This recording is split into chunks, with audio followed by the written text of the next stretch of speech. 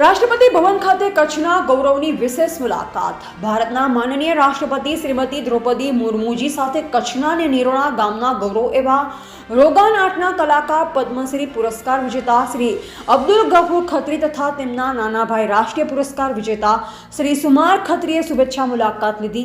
આ મુલાકાત દરમિયાન રાષ્ટ્રપતિજીએ રોગાન આર્ટના અનોખા અને પરંપરાગત કલાકારી અંગે રસપૂર્વક જાણકારી મેળવી અને અનોખી કચ્છી કલા વારસાને જાળવી રાખવા માટે ખત્રી પરિવારના યોગદાનની પ્રશંસા વ્યક્ત કરી.